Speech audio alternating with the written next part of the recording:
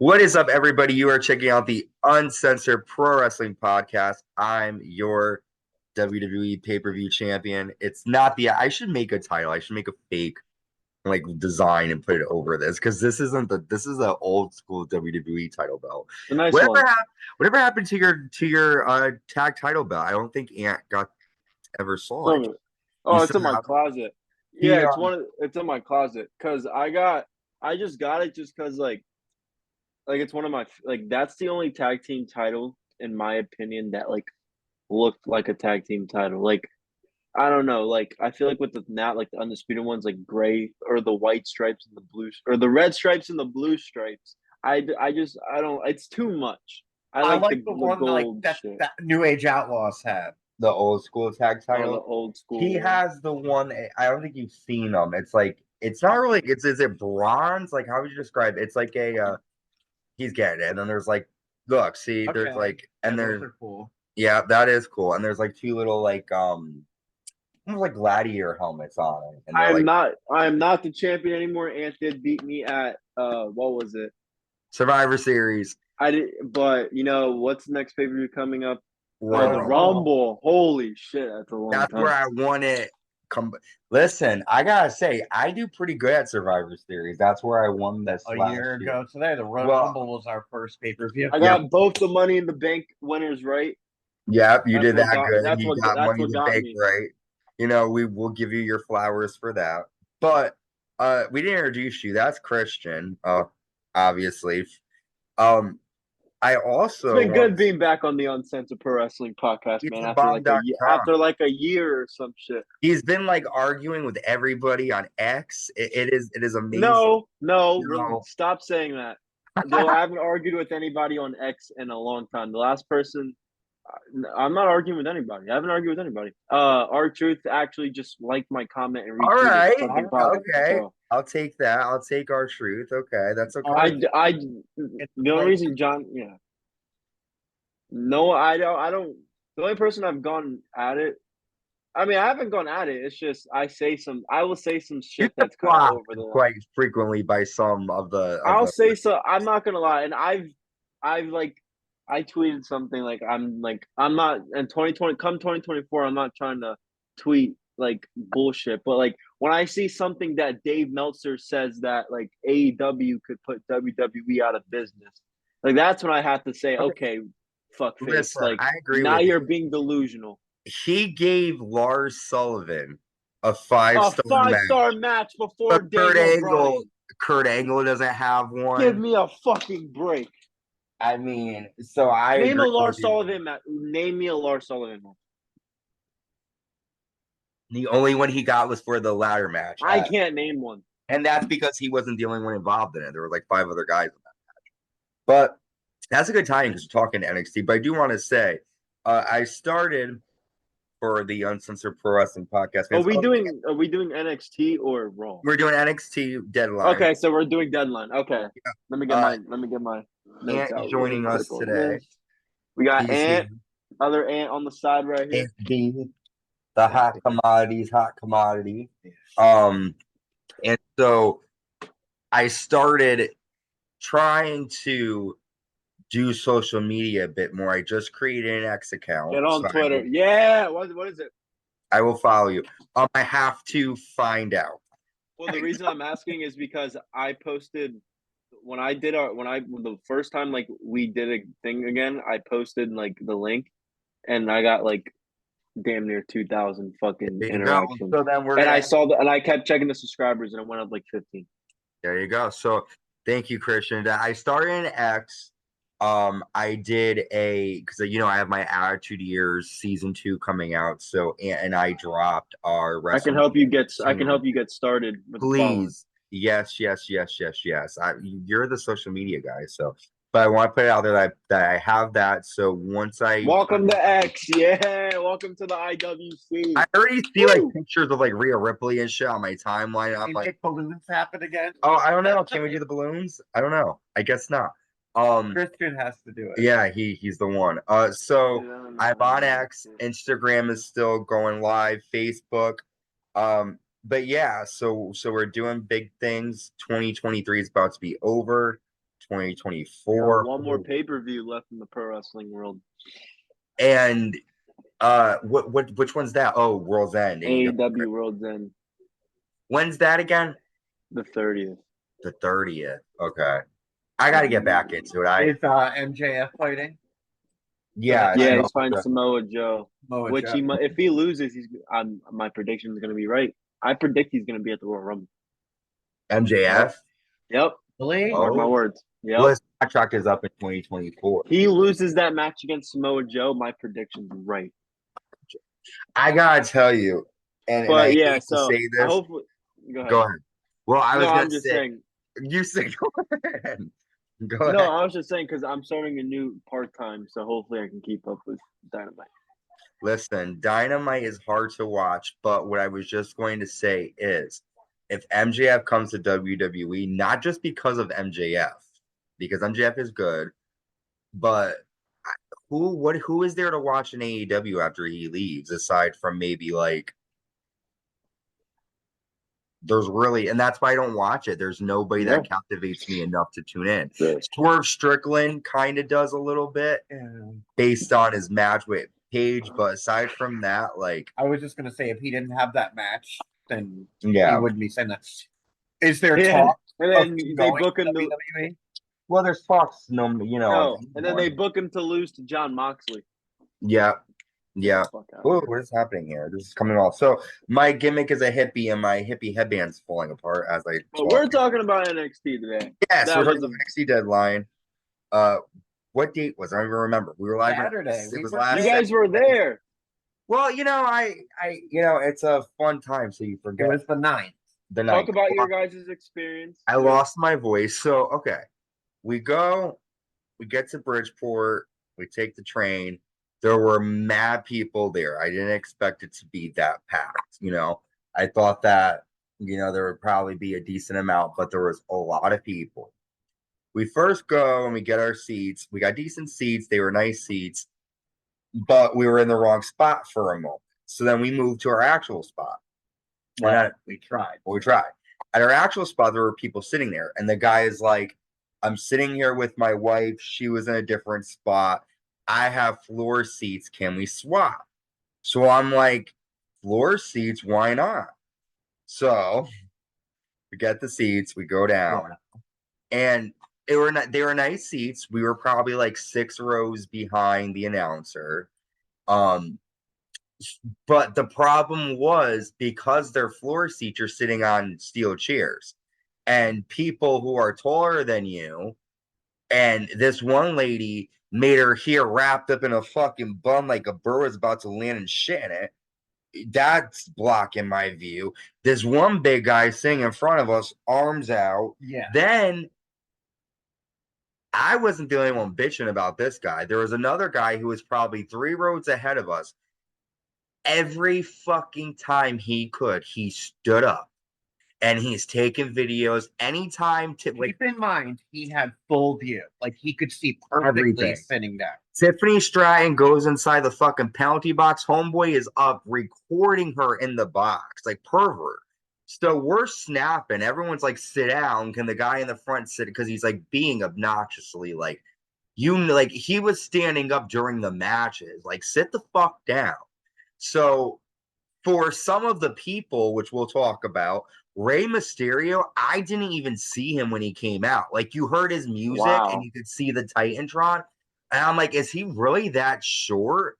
But like, he just came and sat on commentary. So when I was looking, I didn't see him. So you rather go what you were. Oh, go ahead. I would rather sat somewhere else. When Cora Jade attacked Lyra, we all were like, who the fuck, what happened? Who attacked her? Because we couldn't see. No, that was someone else. That was when Izzy Dame came out. When Izzy Dame came out, we're like, is that Tiffany Stratton? We didn't fucking know. Nobody had a clue. So I will say, if you are going to a fucking wrestling show and you are sitting in the front row, sit the fuck down. He was standing up with braids, dancing, and like, there's a time for it. But like, when the match is going on, and we felt bad for the people behind us because we had to keep standing up. At one point, I stood up on a chair, and I will tell you when we get to that point. But Well, it's the opening. It's the opening, but like, yeah, so it was hard. That was the only part about it I didn't like, was that the people in the front row had no consideration for the people behind them. And it's like, what are you fucking missing? You're right there. Like, you're literally like 3 rows, and we're 6 rows behind. They're 3 rows behind the announcers. If it What are you didn't missing? happen in the ring, we couldn't see it Exactly. Anything that happened outside, we couldn't see. at all. Even when Trick went through the fucking barricade, all we saw were a bunch of people see, like, the cameramen by the barricade, and like that was all we saw. At one point, though, at the end, when everybody was leaving, we went up towards the front, and I was like super close to Aisha Taylor, and I was about to yell her name, but I forgot her name. However, later on, I remembered on the train. But I was very excited. It was a good show. I can't complain. It was Ant's first like pay-per-view event, so I just felt bad for him because, you know, his view was obstructed by the assholes in the front. So, note to everybody: if you go to a wrestling show and you're near me, sit the fuck down. If you're not near me, sit the fuck down. But, you know, and at one point I was dying because the camera was like right on Booker T and Whack, Vic, whack.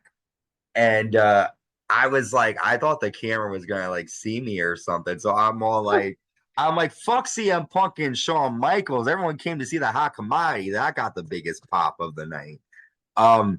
But let's talk about it. NXT Deadline was live at Bridgeport, Connecticut, the town, and I do feel like we were a good crowd. I feel like the NXT guys and girls don't get to experience different crowds a lot because they're based in Florida. So I felt like we were a good crowd for them.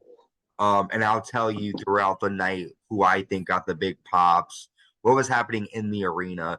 A lot of people were talking shit, I saw, because they were posting pictures of the hard camera side. Yeah, that was bull. Wait, you guys can still see my face? Yes, I can still see you. I see. Okay. Yeah, because I have my notes on my computer and I have it opened up on the same thing. Okay, just make sure you guys can see my face. Yeah. Okay. No, yeah, I saw that too. That was bullshit. The crowd sounded really good on TV. We were loud. I will say that the picture doesn't lie. There was there. There weren't people in that section. There were also sections that were closed off. Like I saw like a little leather sheet over the chairs. So I don't know why those tickets weren't sold, but there were definitely seats that could have been sold that weren't. But we start the night with the commissioner or the general manager. Well, is Ava Rain the general manager now? Because she's making the matches. I don't know. I don't know. He's considered manager. Shawn Michaels comes out. I popped. I stood up on a chair. I danced. The security guard lady told me to sit down, but I gave my all for Shawn Michaels because he's the man. He's the Heartbreak Kid. He's just a sexy boy. I haven't seen him in a long time. You, I don't think, ever got to see him. No, and he's one of my all-time favorites. He was very short, which I was surprised to see because, you know, like you hear that but and poor HBK, he's frail. Yeah. He doesn't look good. The hat, yeah, but you know, he came out, he did his thing, he welcomed us to Deadline, and then all of a sudden CM Punk comes out. We were loud. I didn't see the shirt that CM Punk was wearing until we watched it on TV, that it was the Bret Hart shirt. So like when they were talking in the ring and he's like, damn, you couldn't see that? No. And holy so fuck. Yeah, when he was talking in the ring, you know, he was like, you know, I made amends with Triple H, anything can happen. You know, he was talking about Bret Hart, you know, with the shirt on. He basically just said that he might join NXT. We all know he's not going. Can you see that or not? No, let me see. Hey, let me see if I can. Can you see that? There you go.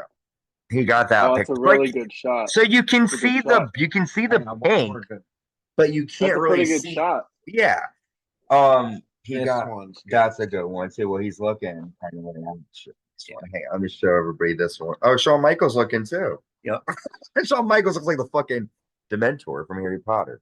Okay, so like he kind of looks scary, doesn't he? So So they're in the ring. They're just talking about. They're making light of the fact that Shawn Michaels had an issue with Bret Hart and that Triple H and CM Punk had an issue. I was happy to see him. I saw one of my students there, and I said, "You think CM Punk is coming?" He said, "Yeah." So why did this go dark? There we go. So I was excited to see CM Punk and Shawn Michaels show up. But what were your thoughts on seeing them start Deadline? I knew when he was on SmackDown, I said to Ian, I said he's probably showing up at Deadline, CM Punk. Well, him posting all that shit on Twitter saying, "Hey, Shawn Michaels, I'm straightened in Connecticut. I don't know, whatever." That gave it away. But my thoughts on CM Punk and Shawn Michaels starting off Deadline. I mean, right now, you can't get any bigger than CM Punk. So you have him on anything on your any programming, everyone's gonna tune in. I think that was actually the highest rated hour was the beginning, obviously. So it's just good to see a superstar. We've been seeing a lot of main roster, high level main event guys appear on NXT.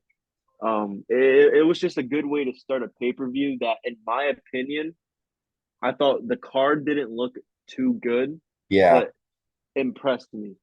And that's why we're talking about it, because we both thought it was really good. But good way to start NXT. I mean, kind of mimicking slowly at Seth Rollins. Yeah. But, that hasn't happened yet.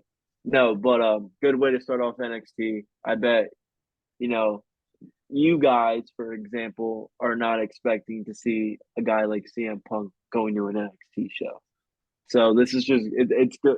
It's good for business, but it was also good for the fans. Yeah, and it was good to kind of get his face. Even the fact that NXT would at one time was head to head with AEW. I mean, They're going against Collision, by the way. That's why. I'm just kidding. They were going. No, they weren't going against Collision. But I'm not saying that's the reason why he was on it. Okay. See, I didn't know that. They were going head to head with Collision. Well, Collision's every Saturday. That's right. What do you mean? Between the ratings. Keep talking about whatever we were. I'll tell you right now. So the first match of the night, we have the NXT North American Champion Dominik Mysterio defending against Dragon Lee with Rey Mysterio by his side. As I said earlier, I couldn't see Rey Mysterio come out. However, he joined the commentary table. He was he had crutches with them because of his leg. The match is good. A lot of people were hyping up this match. Busted Open were saying, I don't know who said it, but one of them said that was probably going to be the match of the night. I don't think it was match of the night, but it was a good opener for the show. Dominik is super tall. I find him attractive. I'm not going to lie. He's tall. Dragon Lee is good. And I think for this match, the right person won. I like Dragon Lee. He ended up winning. He defeats Dominik Mysterio. How did he do to get the win? Didn't he hit he hit like his finisher on him or something? And then and that was it. I will say two things about the match. I feel like Dominik could have put up a bit of more of a fight, like towards just like the way he lost. It was kind of just very clean and very quick. But I guess they kind of want Dominik to do his own thing on the main roster and not hold the NXT title. But Dragon Lee was a good pick. I do think he's going to hold the title well. I don't think he needs to be in NXT. I think he does well on his own. But I do think him being in NXT is going to bring more light to the NXT North American title. What did you think about the match? I'm really surprised they started off with this match, to be honest. Just because how hot Dominik is right now, and this story has, I think, it's the only story that's really been played out on the main roster. So a lot more people know about this story than a lot of the other ones, because there's a small portion of WWE fans who watch NXT on a regular basis. So they did a good job of explaining that with Rey Mysterio on commentary. But the match was really good. We're gonna see the Mexican culture luchador type style matches, especially with Dragon Lee. It was good, to have Rey there, and also not to have any interference with Judgment Day for once. I mean, we got to see Dominik on his own Mm-hmm. shine. We got to Yeah. see proof that Dominik does not need Rhea, the Judgment. Does the Judgment Day and Rhea make him a little bit more entertaining? Yes, Mm-hmm. but he'll still always get that natural heat, especially when Ray's around, which he was. Just the story itself, he does really good at that. He's improved so much in the ring. I think he's one of the best sellers right now WWE has. Uh, in terms of the little things that wrestlers do in between the moves that really sells. And Dominik has Mm-hmm. been, he just didn't have it 2 years ago. Now he is it. I was gonna say Dragon that Lee, too. no, yeah, Dragon Lee always does some impressive shit. So this is a good match. I was a little surprised and upset with the outcome because I'm a Judgment Day fan, really, really big Judgment Day fan. But hopefully, Dragon Lee, because my problem with this is and with this result, both you guys, is because we see with Dom is a part of the hottest faction in pro wrestling right now, in my opinion.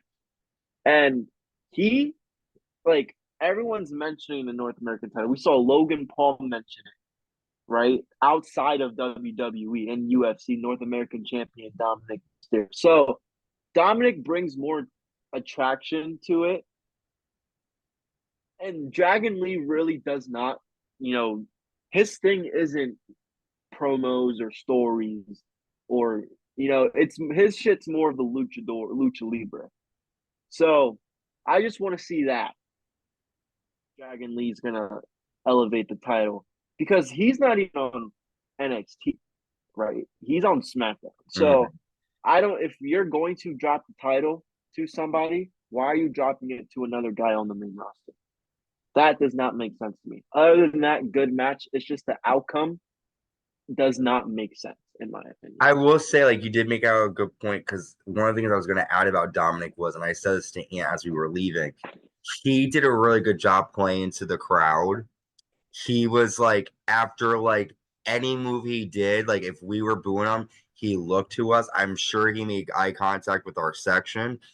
And I think that out of the two, he was the one who was more memorable. As far as Dragon Lee, I think they're gonna make him go back down to NXT because we're covering this after this week's episode of NXT. Right now, his storyline is he's defending the NXT title and North American title every week on NXT. So I'm having a feeling he's going to stay there. And he was part, I'm sorry to interrupt you. Yeah. He was part of the um United States Championship thing, and he lost to. Well, I think he did lose, but they did say that he was going to be on SmackDown. Yeah, but I'm just saying, like, where he lost that was kind of his last ties. Yeah, because he lost against Santos Escobar. So now he's kind of like free to do that. NXT. Also, I was gonna say one last thing about this. I think Dominik is a good heel, but I think he's kind of different than what you said. I think he works better as a heel with Judgment Day, and I have a feeling that when he's babyface on his own, I think the crowd will still be behind him. I think his story was kind of shitty when he came in. He was the defender of his dad, and then they kept losing, and then finally they won, and then he turns on his dad. Now, I think that now that he has a story different from his dad and being with Judgment Day, I think with him being alone and being a babyface eventually will be good. Let's talk about this really quick before we go to our first break. The Iron Survivor, the women's match. We have Tiffany Stratton, Lash Legend, Fallon Henley, Kalani Jordan, and Blair Davenport all competing in this match. I didn't know this. Kalani Jordan is with Carmelo Hayes. They date each other outside. Lash Legend was super tall. She was really tall in person. Tiffany Stratton, the same thing. She was tall too. This is a good match. I wasn't expecting it to be that good because a lot of the times with these long matches, they have moments where they're kind of boring because there's a lot of time to fill. But really, this match gave us a lot. I liked seeing them.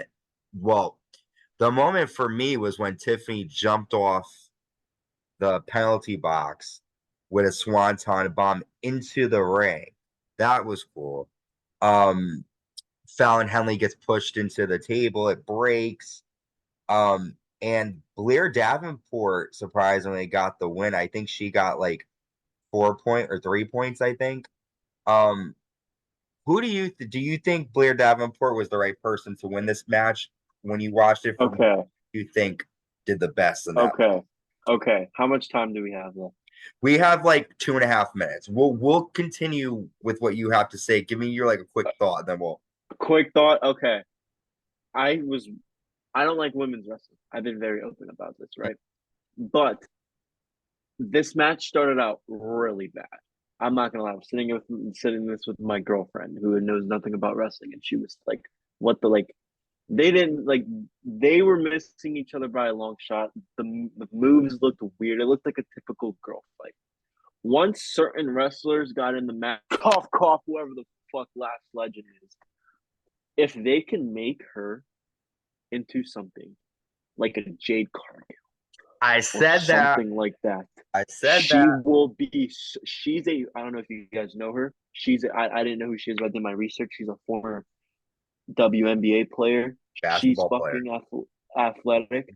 If they can, and I don't know if you guys watch NXT, but she's a part of that group, the Metaphor, yeah. She does most of the talking, and she's good. Yeah. Like when they did when they did that whole Iron Survivor thing with the women's, then the Tuesday night before, she did really good on the mic. So if whoever the fuck's back there can make her, a bitchy heel, and they can, because she still needs a lot of work on the ring. So do all these girls. I don't think she should have been the winner, but she has the most potential out of all the women. I think Tiffany should have won because she had the most star power, and I think she impressed me more. But Lash Legend, if they can do something with her, she could. Yeah.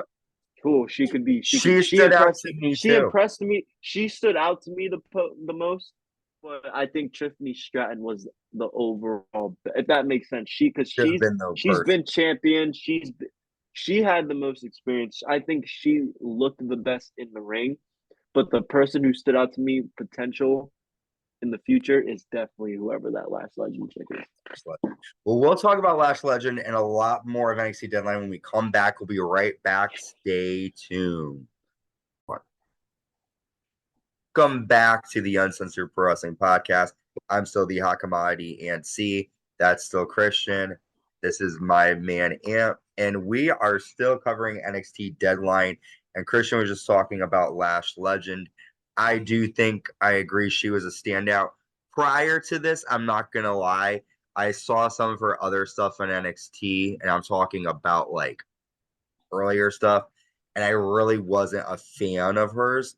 But the past couple of weeks when she body slammed Otis and like just the fact that she did a double superplex to two women, I mean, that was powerful, and she's very dominant, and I really like seeing her in the ring.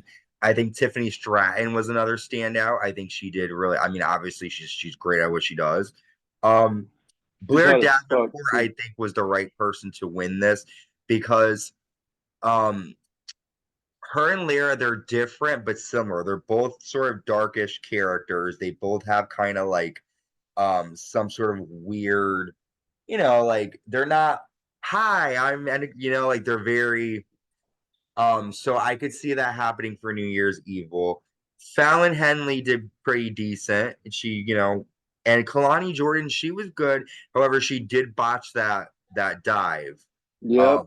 I didn't see it land, so I was just like, holy shit. But she botched it completely.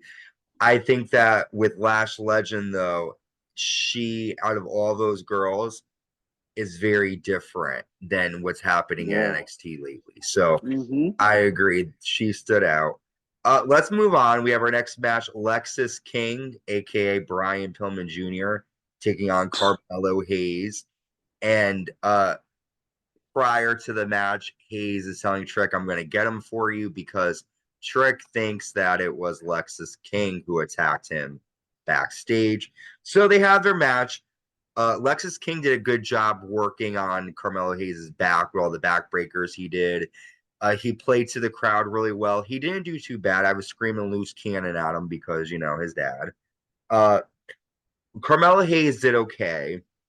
In my opinion, it was a good match, but I didn't think it was necessary for this card. They didn't really do anything that stood out to me that was like, oh my God, like this needs to be on the card. This match, along with the cage match, I felt like didn't really bring it. It was a good match. Carmelo Hayes got the win after hitting nothing but net. And then after the match, Alexis King grabs the mic and he says, I did an attack trick, but thank you for giving me a premium live event opportunity. So we all know Carmelo Hayes is the guy that attacked Trick Williams. It's gonna come out that it was him. And they're just continuing with the storyline. What did you think? First off, Lexis King, Brian Pillman.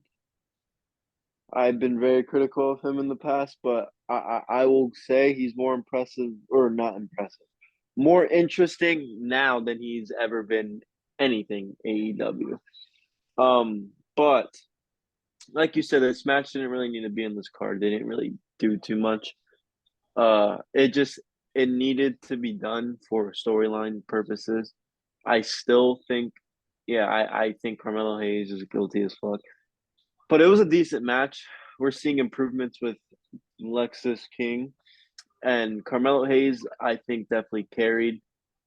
He had to in that situation, but this match didn't mean anything. It wasn't for anything. There's just nothing much to say about it, really. The right person won. Do you think that if they drop for me, like Brian King. because the thing is, I get it, but like, do you think if they gave him a character more like his dad, the fans would be like, oh, he's just like his father? Or do you think, because that's the only problem with these generation wrestlers, that they're always going to be compared.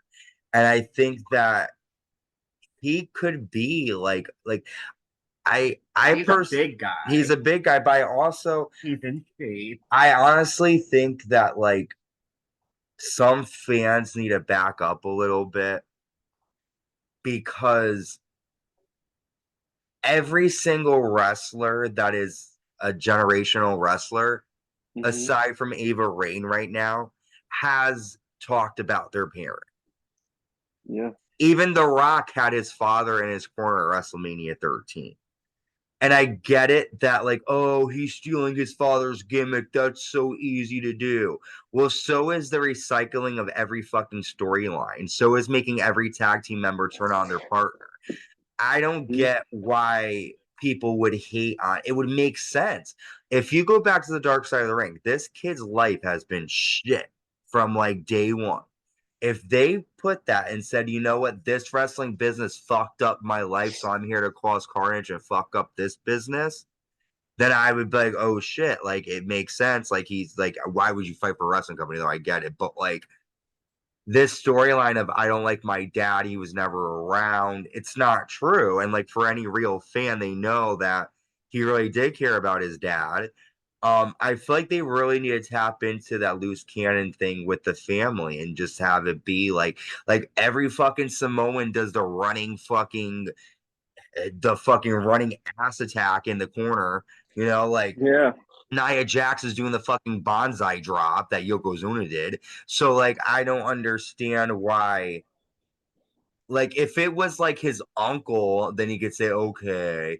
But like, this is his father. You're going to have similarities to your parents. Like, I really don't think if he got that gimmick and was kind of a loose cannon, that it would be that bad. You got fucking Lash Legend being Jade Cargill. I mean, what's the difference? But that's just because I really don't get the flack for Brian Pillman Jr. I know a lot of people don't like him, and I wasn't really into his match, but I really didn't think he was as bad as some of like Quincy Elliott or some of these other NXT people that like are very outspoken and in your face. It's like, I'd rather see the cool throne thing is cool when he comes out and he sits on it. And Yeah. but yeah, I guess that's all we can really talk about that match. We have the Iron Survivor, the men's match next. We got Tyler Bate taking on Dijak. Is his name Briggs? He's with Fallon Henley and Jensen. Oh, Braun I Breaker don't remember the name. and Trick Williams are in this. The crowd, we all were heavily behind Trick Williams. We all were chanting "Whoop that Trick." We all were getting upset because he didn't have any points. And I will say the ones that stood out to me were Tyler Bate. Tyler Bate was in every fucking part of that action. He was moving around like a motherfucker. It was funny with Dijak because he kept getting put in the penalty box. Briggs, I thought, was tall, attractive. That clothesline he gave, I don't know who he gave that clothesline to, but he just knocked him off. Braun Breaker did his usual stuff. He's Goldberg 2.0. And I will say I didn't like the way that they made Trick get the quick win with the quick, 3 falls. I felt like the way he got attacked by Braun Breaker, it diminished him because if you get put through a fucking ring barrier and you're able to come back and get 3 victories over 3 different people. But Trick had to win because the crowd is just, they want him. So what do you It would have been cooler if they were gonna wait for him to get 3 at the end. They should have done something cool, like he should have pinned 2 people at once or something. Yeah, there should have been something more to it. Like he should have laid over all 3 guys, and something cool. It was just like, eh. Yeah, but what did you think? Who do you think stood out to you, and did the right person win? The right person did win. Trick Williams always sticks out. I kind of like how they did it. They did the whole comeback thing. I think that's once in a while. That's good. We don't really see that often. But this was better than the women's Iron Survivor Challenge match for sure. Probably match of the night. Wait, no, yes, this is Yeah, probably match of the night. I'd say. It was. I would say this should have been the excuse me, the main event, but when you have a championship match that has been built up the way it has, so it was in a good spot. Time placement's also very important in shows like these. So time placement was very good because they had 25 minutes. So good stuff.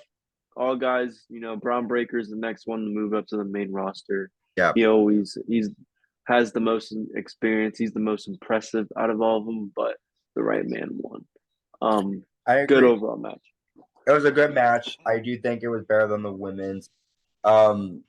Again, I feel like when you even this is a spoiler alert, but even if you go to NXT, he gets hit with a title and he's down on the floor and he doesn't get back up and he's looking up, and I get why they did that moment, but your ass just got annihilated for 23 minutes and you are just it's like he was Hulk Hogan for a minute. I've never liked that with Hulk Hogan. It's like no one's gonna Hulk up after getting beat up like that. But right. I do get it. We didn't think he was gonna win, so it was a good way to kind of surprise us with that. The next match we were talking about is a steel cage match. Wow, you heard my voice. Steel cage match. Steel cage match. Look at me. Roxanne Perez taking on Kiana James. And I was listening to Busted Open and they had the same thought. Normally, when you do a cage match, it's usually a big payoff, right? It's normally like when 2 wrestlers have been fighting for a while, there's been disqualifications, there have been people getting involved, so put them in a cage. This is like a random rivalry that we're seeing being put in a cage. I'm a big fan of Roxanne Perez. Kiana James did absolutely nothing for me. The crowd did not give 2 flying fucks about her. Kiana they didn't even really utilize the cage much, but Kiana got the win after Roxanne goes to drop the steel chair out of the cage door. and a tall blonde woman runs over and hits her with a door. And the audience, we were guessing it was Tiffany Stratton. However, it's Izzy Dame, who I've never heard of, never saw before. No clue who the fuck she was and why she was going after Roxanne Perez. But what did you think? Yeah, this match didn't really do much for me. This was the piss break. This should have been, no, I guess not, because it would have overshadowed the main event, which I don't think the main event was great, but it kind of did overshadow it. It would have, I meant. But yeah, this match I didn't really pay too much attention for. I kind of agree what you were saying pretty much. It didn't need a cage. It didn't need any spec. It didn't need to happen at all. I think I'm never sold on Roxanne Perez. I've always think she's overrated. She's always been handed her opportunities. Yeah. I like her. Who's the other girl's name? I forget her name. Kiana James. Yeah. Next. Her gimmick is corny. I'm a boss and I carry around a purse. Yeah. Next. This and match also, didn't do it at all. This match shouldn't have been on the card. This match is on the card because of Roxanne. Yeah, the Roxanne, and like her entrance was kind of similar to Charlotte's too, with the fucking airplane coming down, and then like that was cool. That was kind of cool. But again, like, who the fuck is Izzy Dame, and why are we supposed to care? Yep. Like, if it was like, I had no clue who it was. We thought it was Tiffany Stratton, and then when afterwards. Because the people next to me at one point, Christian, were like on their tablets watching it because they couldn't see. Like that's how bad it was. So I was like, is that Tiffany?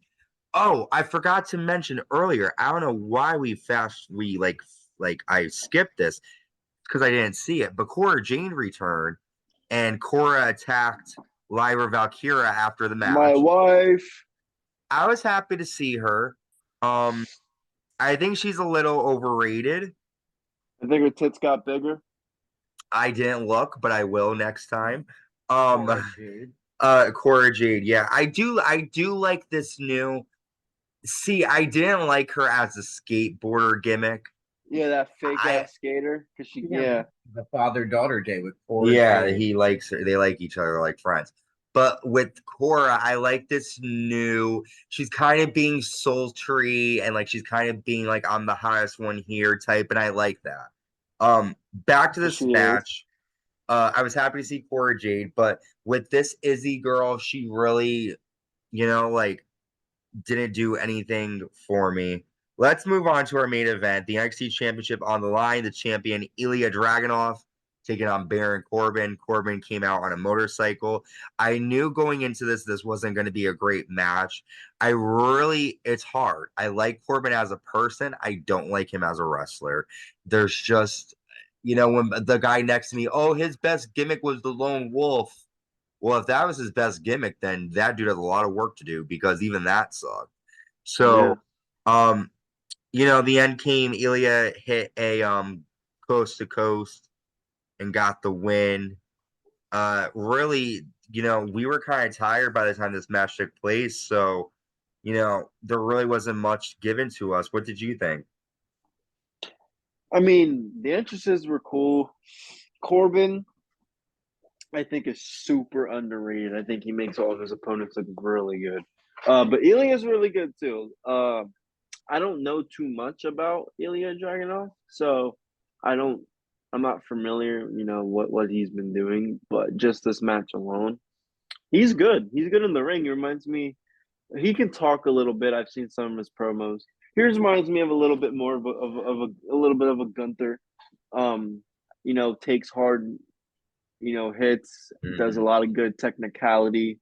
So he impressed me there. Corbin, man, he's good. They fumbled with him, in my opinion. It's just the gimmicks didn't work. Boring. Christian, that's the problem. The gimmicks just didn't work. I have a Gunther prediction. Gunther and Brock Lesnar. That could happen at WrestleMania. That's gonna happen if Gunther drops the title. I was gonna say, you could check out. I don't know. I have to give you the specifics of it, but I know it's for NXT UK. Gunther did fight Ilija Dragunov, and NXT UK. I think Ilya is the one that took the title from him. So, I mean, Ilya definitely. Yeah, here's my problem with Corbin. I really, really, really try to say, okay, I'm gonna sit and watch this so I can fairly judge him. But every single time he comes on, he puts him in a fucking headlock, and I'm bored. Like it's like there's nothing about him that screams anything. He's just a tall guy. He's not athletic, he's not agile. He doesn't jump off the ropes. All he does is his end of days. That's the only cool thing. And he has a weird body. If you look at him, he looks like he's in shape, but he has like a flabby stomach.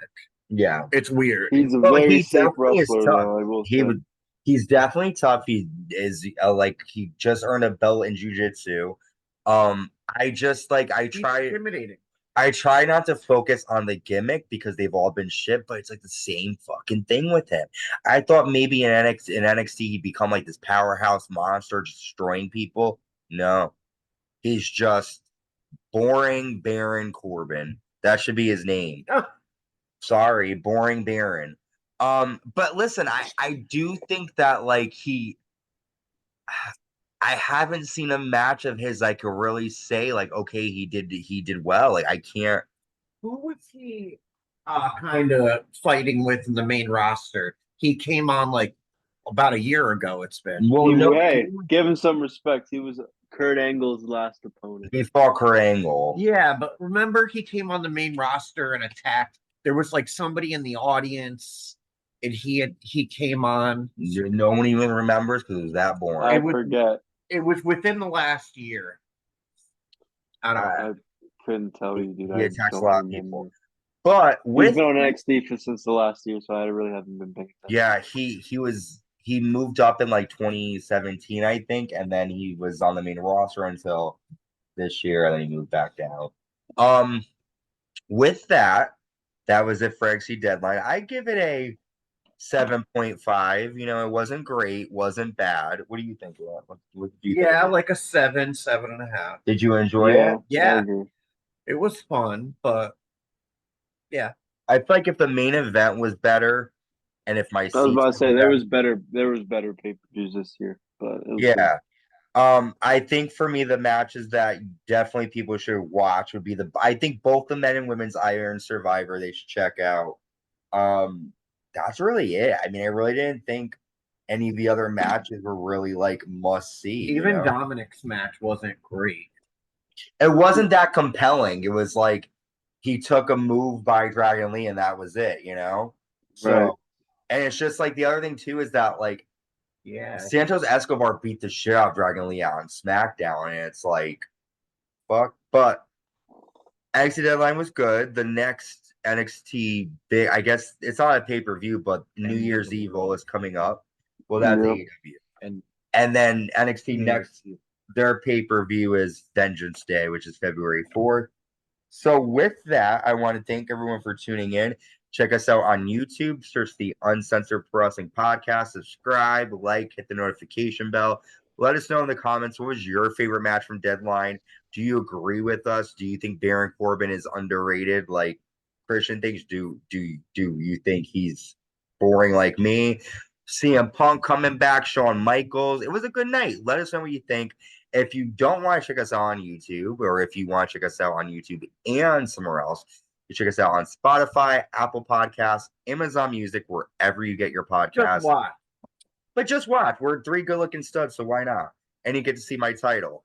So with that, Christian, thank you for joining us, and everybody stay safe. Until next time, stay uncensored.